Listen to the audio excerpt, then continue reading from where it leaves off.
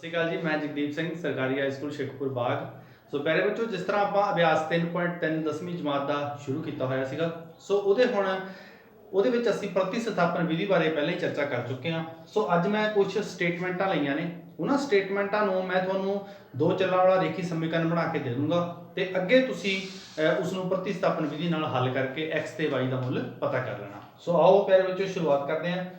पहला प्रश्न है प्यारे बच्चों, दो संख्यावां दा अंतर 26 है अते एक संख्या दूजी संख्या दा 3 गुणा है। दो संख्यावां दा अंतर 26 है, एक जिहड़ी संख्या वा वो दूजी संख्या तो 3 गुणा है।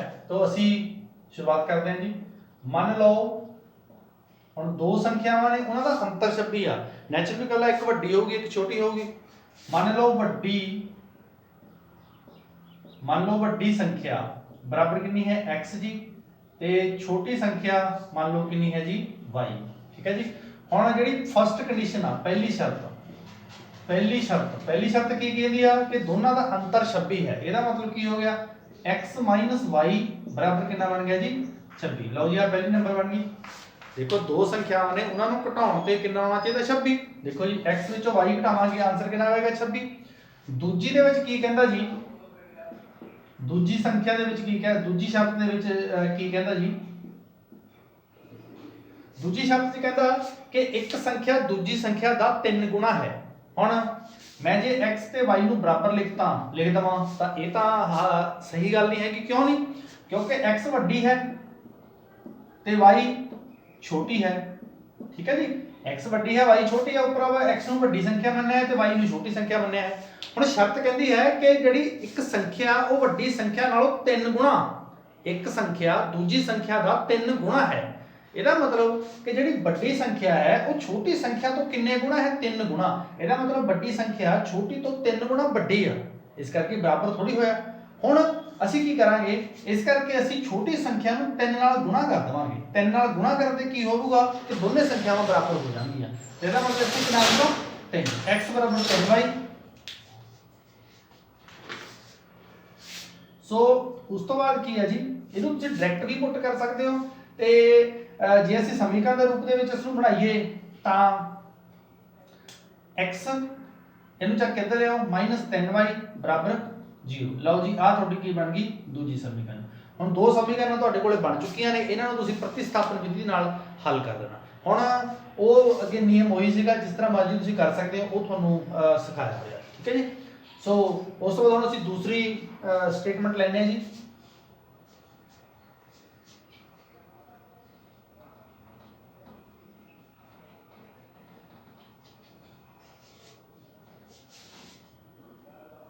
हाँ जी। तो पहले बच्चों दूसरी स्टेटमेंट जो है, दो संपूरक कोणां विच वड्डा कोण छोटे तो 18 वध है। वड्डा कोणा जिहड़ा वो छोटे तो 18 वध है। तो नैचुरली गल है भी जिहड़ा वड्डा कोण आ छोटे तो 18 वध है। ये भी सेम टू सेम ਉਹਦੇ ਵਰਗਾ ਹੀ ਹੈ सवाल। ਤੇ ਇਹਦੇ ਵਿੱਚ ਵੀ ਅਸੀਂ ਮੰਨ ਲਓ ਜਿਹੜਾ ਵੱਡਾ ਕੋਣ ਹੈ, ਵੱਡਾ ਕੋਣ ਉਹ ਬਰਾਬਰ ਹੈ x ਤੇ ਛੋਟਾ ਕੋਣ ਮੰਨ ਲਓ ਕਿੰਨਾ ਹੈ y। ਹੁਣ ਜਿਹੜੀ ਪਹਿਲੀ ਸ਼ਰਤ ਦੇ ਵਿੱਚ ਪਹਿਲੀ ਜਿਹੜੀ ਸ਼ਰਤ ਹੈ ਉਹਦੇ ਅਨੁਸਾਰ ਅਸੀਂ ਸਮੀਕਰਨ ਬਣਾਉਣੀ ਹੈ ਸੰਪੂਰਕ ਕੋਣ। ਛੋਟੇ ਜਮਾਤਾਂ ਤੁਸੀਂ ਪੜਿਆ ਵਾ ਸੰਪੂਰਕ ਕੋਣਾਂ ਦਾ ਜੋੜਾ ਕਿੰਨੇ ਡਿਗਰੀ ਦਾ ਹੁੰਦਾ 180 ਡਿਗਰੀ ਦਾ। ਇਸੇ ਤਰ੍ਹਾਂ ਪੂਰਕ ਕੋਣਾਂ ਦਾ ਕਿੰਨਾ ਹੁੰਦਾ 90 ਡਿਗਰੀ ਦਾ। तो ਇੱਥੇ ਜਿਹੜਾ ਵਾ ਦੋਨਾਂ ਕੋਣਾਂ ਦਾ ਜੋੜ ਬਰਾਬਰ ਕਿੰਨਾ ਬਣੇਗਾ 180 ਡਿਗਰੀ। ਲਓ ਜੀ ਆ ਪਹਿਲੀ ਸਮੀਕਰਨ ਤੁਹਾਡੇ ਕੋਲ ਬਣ ਗਈ। ਹੁਣ ਦੂਜੀ ਸਮੀਕਰਨ, ਦੂਜੀ ਵਿੱਚ ਕੀ ਕਹਿੰਦਾ ਕਿ ਜਿਹੜਾ ਵੱਡਾ ਹੈ, ਵੱਡਾ ਕੋਣ ਉਹ ਛੋਟੇ ਨਾਲੋਂ ਕਿੰਨਾ 18 ਵੱਧ ਹੈ। ਹੁਣ ਆ ਵੱਡਾ ਵਾ ਛੋਟੇ ਨਾਲੋਂ 18 ਜ਼ਿਆਦਾ ਵਾ। ਹੁਣ ਜਾਂ ਤਾਂ ਇਹਦੇ ਵਿੱਚ ਵੱਡੇ ਵਿੱਚੋਂ 18 ਘਟਾ ਦਿਓ ਜਾਂ ਛੋਟੇ ਵਿੱਚ 18 ਜੋੜ ਦਿਓ। ਠੀਕ ਹੈ ਜੀ। ਦੋ ਚੀਜ਼ਾਂ ਨਹੀਂ, ਇੱਕ ਚੀਜ਼ ਦੂਸਰੀ ਤੋਂ 18 ਵੱਧ ਆ। ਠੀਕ ਹੈ ਜੀ। ਹੁਣ ਇੱਧਰ ਮੰਨ ਲਓ ਤੱਕੜੀ ਦਾ ਜਿਹੜਾ ਹੁੰਦਾ ਨਾ ਬਰਾਬਰ ਦਾ ਮਤਲਬ ਇਹਦੇ ਵਿੱਚ ਇਹ ਹੁੰਦਾ ਵੀ ਜਿਵੇਂ ਤੱਕੜੀ ਹੁੰਦੀ ਆ, ਤੱਕੜੀ ਦੇ ਦੋ ਪਾਸੇ ਹੁੰਦੇ ਨੇ ਤਾਂ ਦੋਨੇ ਪਾਸੇ ਬਰਾਬਰ ਹੋਣਾ ਚਾਹੀਦਾ। ਹੁਣ ਇੱਧਰਲਾ ਪਾਸਾ ਵੱਧ ਆ ਤੇ ਜਾਂ ਫਿਰ ਉਧਰ ਘਟਾ ਦਿਓ। ਠੀਕ ਹੈ ਜੀ। ਵੱਧ ਆ ਉਧਰ ਵਾਲਾ ਘੱਟ ਆ, ਜਾਂ ਉਧਰ ਵਧਾ ਦਿਓ ਜਾਂ ਫਿਰ ਇੱਧਰ ਘਟਾ ਦਿਓ। ਉਸੇ ਤਰ੍ਹਾਂ ਜਾਂ ਤਾਂ ਇੱਧਰ ਪਲੱਸ ਕਰ ਦਿਓ ਜਾਂ ਮਾਈਨਸ ਕਰ ਦਿਓ। ਹੁਣ y ਨੂੰ ਚੱਕ ਕੇ ਇੱਧਰ ਲਿਆਓ ਜੀ। ਇੱਥੇ ਮੈਂ ਇੱਕ ਗੱਲ ਤੁਹਾਨੂੰ ਦੱਸਣੀ ਚਾਹਣਾ ਵਾਂ ਕਿ ਇੱਥੇ x = y + 18 ਆ ਗਿਆ। ਇਹਨੂੰ ਇੱਧਰ ਲੈ ਕੇ ਆਉਣ ਦੀ ਲੋੜ ਨਹੀਂ ਹੈਗੀ, ਤੁਸੀਂ ਇਹਨੂੰ ਸਮੀਕਰਨ 2 ਮੰਨ ਲਓ। ਹੁਣ x ਦਾ ਮੁੱਲ ਆ ਜਿਹੜਾ ਉਹ ਚੱਕ ਕੇ ਤੁਸੀਂ ਸਿੱਧਾ ਇੱਥੇ ਪੁੱਟ ਕਰ ਦਿਓ। ਠੀਕ ਹੈ ਜੀ। ਹੁਣ ਚਲੋ ਮੈਂ ਥੋੜਾ ਜਿਹਾ ਹੱਲ ਕਰ ਦਿੰਦਾ। 2 ਦਾ ਮੁੱਲ ਇੱਕ ਵਿੱਚ ਭਰੋ। ਠੀਕ ਹੈ ਜੀ, ਤਾਂ ਇੱਥੇ ਭਰ ਦੋ y + 18 + y ਬਰਾਬਰ 180। ਤਾਂ y ਕਿੰਨੇ ਬਣ ਗਏ ਜੀ ਤੁਹਾਡੇ ਕੋਲੇ y ਬਣ ਗਏ 2y, 18 ਉਧਰ ਚਲੇ ਜਾਊਗਾ, 180 - 18 ਇਹ ਕਿੰਨੇ ਬਣ ਗਏ ਜੀ 10 ਚੋਂ 8 ਗਏ 2, 7 ਚੁੱਕ ਗਿਆ 6, 162 ਬਣ ਗਈ ਜੀ। ਤਾਂ y ਬਰਾਬਰ ਕਿੰਨੀ ਆ ਜਾਊਗੀ 162/2 ਕੱਟ ਕੇ 81 ਆ ਗਿਆ। y 81 ਹੈਗਾ ਜੀ। y ਦਾ ਮੁੱਲ ਤੁਸੀਂ ਬੜੇ ਆਰਾਮ ਨਾਲ ਇੱਥੇ ਭਰ ਦਿਓ 81 + 18 81 8 98 98 ਤੇ 108 ਤੁਹਾਡਾ ਉੱਤਰ ਆ ਜਾਵੇਗਾ ਜੀ। ਇੱਕ ਮਿੰਟ ਜੀ 81 ਇੱਥੇ ਭਰ ਦਾਂਗੇ ਆਪਾਂ ਤਾਂ ਹਾਂਜੀ 81 ਤੇ 18 8 1 9 8 99 99 ਆ ਜਾਏਗਾ ਜੀ। ਤਾਂ ਜਿਹੜਾ ਉਹ ਤੁਹਾਡਾ ਜਿਹੜਾ ਦੂਜਾ ਵੱਡਾ ਕੋਣ 99 ਹੈਗਾ, ਛੋਟਾ 81 ਆ ਗਿਆ। ਠੀਕ ਹੈ, ਇਸ ਤਰ੍ਹਾਂ ਤੁਸੀਂ ਬੜੇ ਆਰਾਮ ਨਾਲ ਇਹਨੂੰ ਸੋਲਵ ਕਰ ਸਕਦੇ ਹੋ ਜੀ। ਆਓ ਹੁਣ ਪਹਿਲੇ ਵਿੱਚ ਅਸੀਂ ਤੀਜੀ ਐਗਜ਼ਾਮਪਲ ਲੈਂਦੇ ਹਾਂ ਸਟੇਟਮੈਂਟ।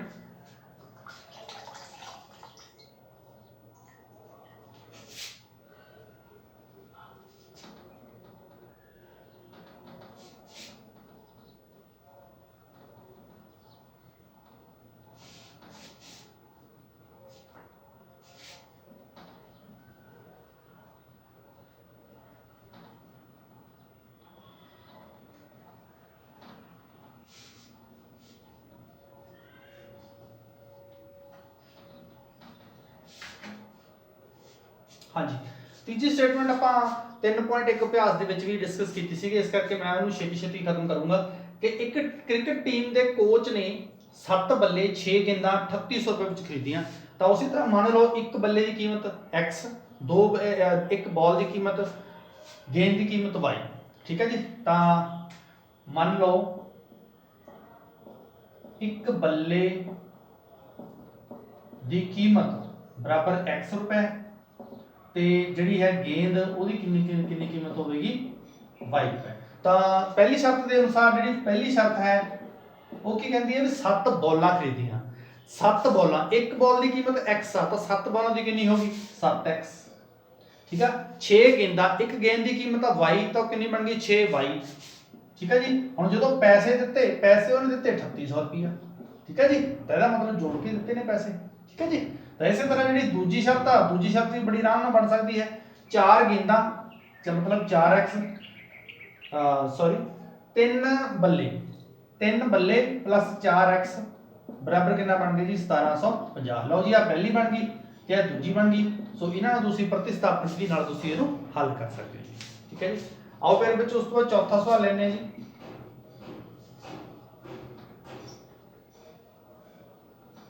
ਹਾਂਜੀ, ਚੌਥਾ ਸਵਾਲ ਬਹੁਤ ਹੀ ਜ਼ਿਆਦਾ ਇੰਟਰਸਟਿੰਗ ਵੀ ਆ ਤੇ ਰੁਚੀ ਭਰਪੂਰ ਵੀ ਆ ਤੇ ਪੇਪਰ ਦੇ ਪੁਆਇੰਟ ਆਫ View ਤੋਂ ਵੀ ਬਹੁਤ ਹੀ ਜ਼ਿਆਦਾ ਇੰਪੋਰਟੈਂਟ ਆ ਤੇ ਇਹਦੇ ਵਿੱਚ ਆਪਾਂ ਮੈਨੂੰ ਬੜੇ ਧਿਆਨ ਨਾਲ ਸਮਝਣਾ ਵਾ।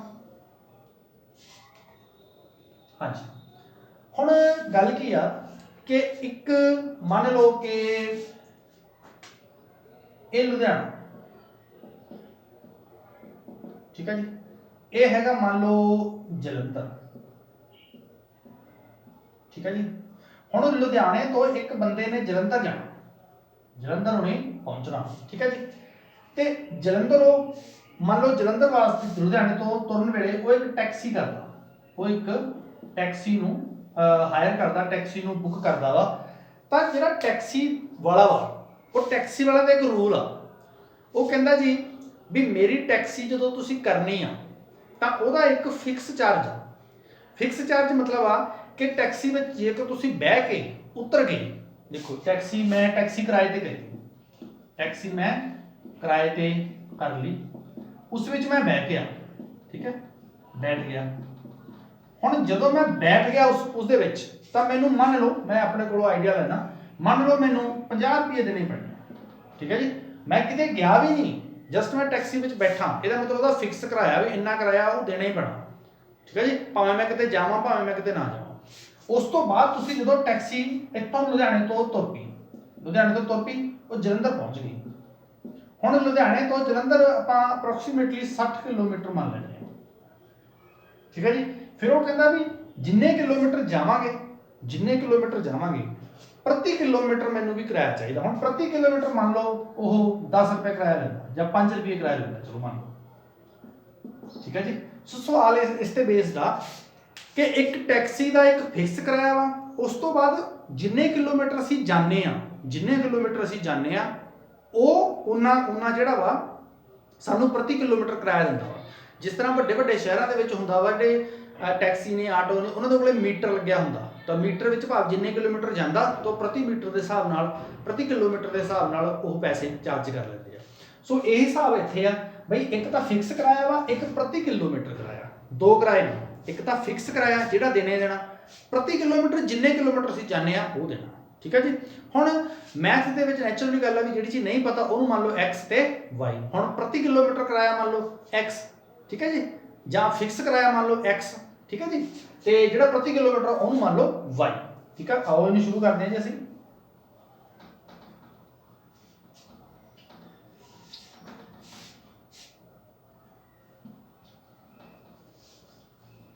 हाँ जी, ਹੁਣ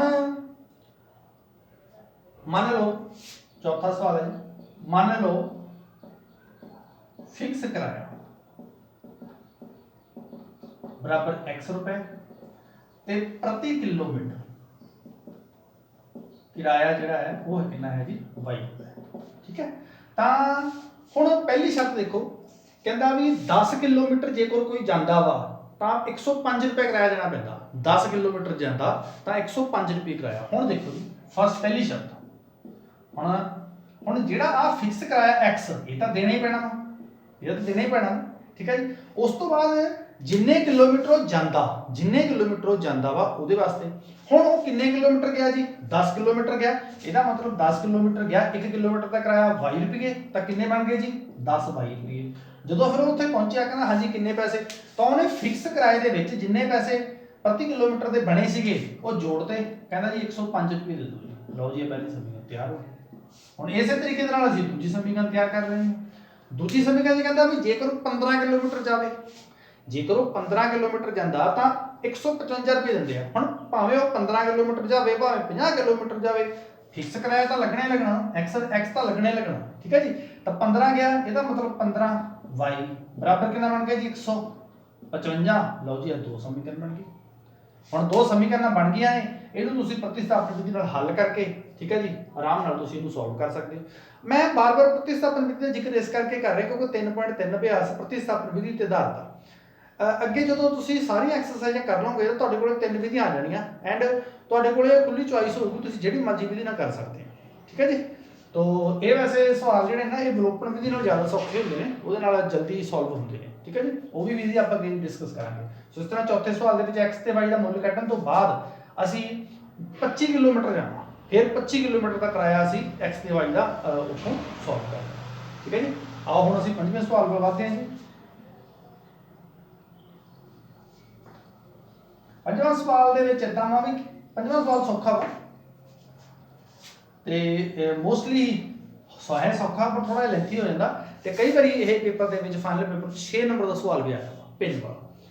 ਹੁਣ ਉਹ ਕਹਿੰਦਾ ਕੋਈ ਪਿੰਨ ਆ, ਹੁਣ ਸਭ ਤੋਂ ਪਹਿਲਾਂ ਪਿੰਨ ਤੁਹਾਨੂੰ ਪਤਾ ਹੀ ਹੈ ਛੋਟੇ ਜਿਹੇ ਮਾਤਰਾ ਚ ਪਿੰਨ ਉਹ ਹੁੰਦੀ ਜਿਹੜਾ ਅੰਸ਼ ਬਟਾ ਹਰ ਹੁੰਦਾ ਹੈ। ਹੁਣ ਸਭ ਤੋਂ ਪਹਿਲਾਂ ਸਾਨੂੰ ਕੋਈ ਪਿੰਨ, ਹੁਣ ਪਿੰਨ ਤਾਂ ਸਾਨੂੰ ਪਤਾ ਹੀ ਨਹੀਂ ਹੈ ਨਾ, ਹੁਣ ਪਿੰਨ ਵਾਸਤੇ ਸਾਨੂੰ ਪਤਾ ਹੋਣਾ ਚਾਹੀਦਾ ਵੀ ਉਹਦਾ ਅੰਸ਼ ਕਿੰਨਾ ਤੇ ਉਹਦਾ ਹਰ ਕਿੰਨਾ। ਹੁਣ ਉਹੀ ਗੱਲ ਆ ਜੀ, ਮੰਨ ਲਓ अंश बराबर जी x आ जी ते हर बराबर जी y आ जी।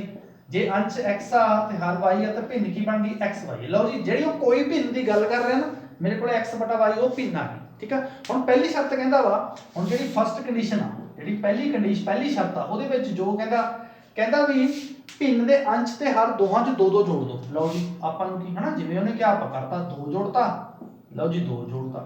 कहना जेकर तुसीं इदां करदे हो ना तो तुहाडे कोले आंसर आऊगा 9/11, ठीक है जी। हुण इहनूं क्रॉस मल्टीप्लाई कर दो, 11 नूं इधर गुणा कर दो, x + 2 y + 2 उधर चल जाऊगा 9 y + 2 तो 11x + y ये बनाउणगे 9y + 18। एक पासे 11x y नूं इधर लियो 9y 18 - 22 ये आ गया जी 11x - 9y इक्वल टू -4। लो जी आ नंबर एक समीकरण तैयार हो गई, ठीक है जी। इसे तरीके नाल दूजी समीकरण तैयार कर लो। दूजी कहंदा जेकर अंश ते हर दोनों च 3-3 जोड़ दीए। लो जी आपां दूजी शर्त के अनुसार कर देने हैं जी। दूजी शर्त कितना x + 3 y प्लस 3 बराबर कितना आ गया जी, कहता 5/6 बनूगा जी। लो जी कोई गल नहीं, फिर ये भी उस तरीके नाल ही असीं इहनूं सॉल्व करके नंबर 2 समीकरण प्राप्त कर लैणे जी। फिर दोनों समीकरणों को असीं सॉल्व करके x ते y का उत्तर कढ लेना। वो x ते y का उत्तर भिन्न विच भर के तुहाडी जिहड़ी भिन्न आ वो आ जाएगी जी। लो जी इहनूं गुणा कर दो जी, कितनी है जी 6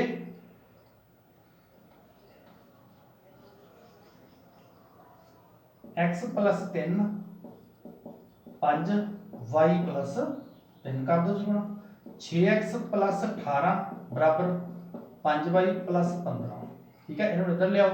6x माइनस 5y 15 माइनस 18 ये बन गई जी 6x माइनस 5y बराबर माइनस का 3। लो जी दो समीकरण बन गई। और नंबर 1 ते नंबर 2 समीकरण तुसीं जिहड़ी हुण इस अध्याय च विधि सीखी आ प्रतिस्थापन विधि नाल हल करके बड़े आराम नाल तुसीं इहनूं x ते y का आंसर कर सकते हैं। सो हुण बैर विच असीं 6वां प्रश्न डिस्कस करांगे। 6वां प्रश्न मैं इत्थे लिख नहीं सकिया क्योंकि थोड़ी जी स्पेस घट गई सी। ते 6वां प्रश्न जिहड़ा है वो बहुत ही ज़्यादा इंपॉर्टेंट है ते 10th क्लास के मद्देनज़र भी बहुत जरूरी है ते तुहाडे जिहड़ा कंपीटीशन एग्जाम हुंदे ने ना उन्हां वास्ते भी बहुत ज़्यादा जरूरी है। सो सवाल की है, मैं सवाल इत्थे पहलां लिख दवां, इसनूं मैं डिटेल च कोशिश करूँगा तुहाडे नाल डिस्कस करने की।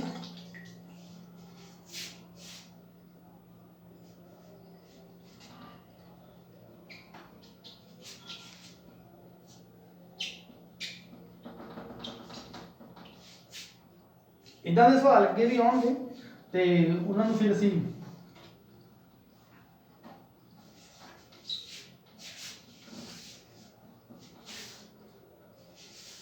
हाँ जी पहले बच्चों सवाल है कि 5 एज वाला सवाल है, एज वाला सवाल है जी। 5 साल पहला 5 साल बाद जैकब दी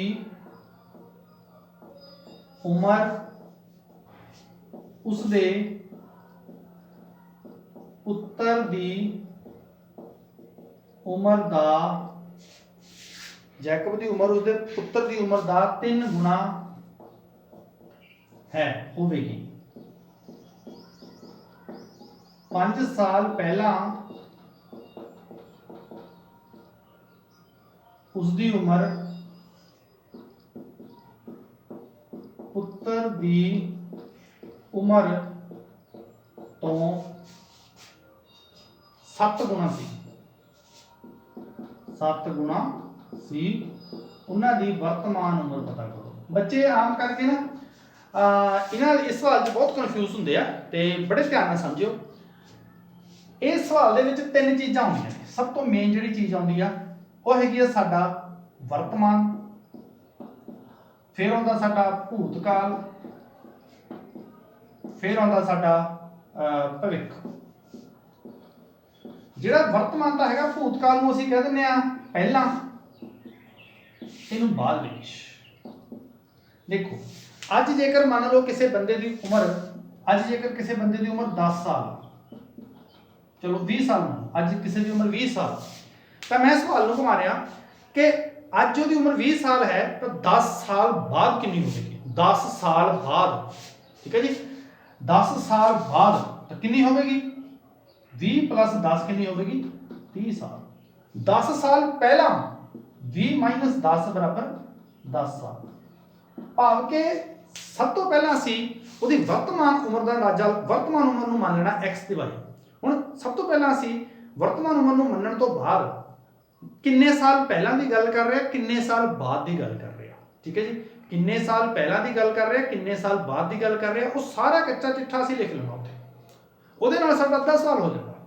ਪਹਿਲਾਂ क्वेश्चन ਨੂੰ ਪੜਿਆ मैं 5 साल बाद जैकब की उम्र, जैकब इट मीनस जैकब की उम्र उसके पुत्र की, ਇਹਦਾ मतलब जैकब फादर आ, जैकब की उम्र ਉਹਦੇ पुत्र की उम्र तो 3 गुना होगी। ਇਹਨੂੰ ਛੱਡ ਦਿਓ। ਪਹਿਲਾਂ ਤਾਂ ਸਾਨੂੰ ਇਹ ਪਤਾ ਲੱਗ ਗਿਆ ਵੀ ਉਹ 5 ਸਾਲ ਬਾਅਦ ਦੀ ਗੱਲ ਕਰ ਰਿਹਾ, ਠੀਕ ਹੈ ਜੀ। ਉਸ ਤੋਂ ਬਾਅਦ ਅਗਲੇ ਸਟੈਪ ਦੇ ਵਿੱਚ 5 ਸਾਲ ਪਹਿਲਾਂ, 5 ਸਾਲ ਬਾਅਦ ਤੇ 5 ਸਾਲ ਪਹਿਲਾਂ ਦੀ ਗੱਲ ਕਰ ਰਿਹਾ ਪੂਰੇ ਸਵਾਲ ਦੇ ਵਿੱਚ। ਹੁਣ ਸਭ ਤੋਂ ਪਹਿਲਾਂ ਮੈਂ ਵਰਤਮਾਨ ਉਮਰ ਮੰਨ ਲਵਾਂ ਦੋਨਾਂ ਦੀ, ਠੀਕ ਹੈ ਜੀ। ਪਹਿਲਾ ਸਟੈਪ ਮੇਰਾ ਆਹੀ ਆ ਕਿ ਮੈਂ ਦੋਨਾਂ ਦੀ ਵਰਤਮਾਨ ਉਮਰ ਮੰਨਾਂ। ਹੁਣ ਇੱਥੇ ਤਾਂ ਮੈਂ ਤੁਹਾਨੂੰ ਦੱਸਤਾ ਕਿ ਜੀ अजो की उम्र वर्तमान उम्र ਉਹਦੀ 20 साल आ, तुसीं बड़ी छेती अंदाजा लगा लिया कि जी 10 साल जे बाद की गल कर रहे हैं तो 30 साल होगी। ਇਹ सवाल बहुत सौखा वा, ये बड़ा छेती अंदाजा लग जाता। देखियो जी किदां, हुण मान लो जैकब दी, मान लो जैकब दी उम्र हैगी है x साल, ठीक है, सॉरी जैकब की वर्तमान उम्र लिखो इत्थे, जैकब की वर्तमान उम्र ते उसदे पुत्र की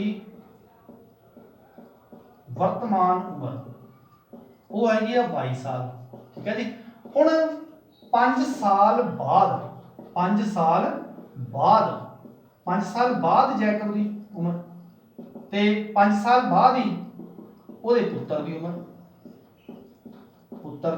ਉਮਰ, हुण 5 साल बाद की गल करें तो मतलब प्लस करांगे, किन्ने प्लस कर देंगे, x जमा 5 y जमा 5।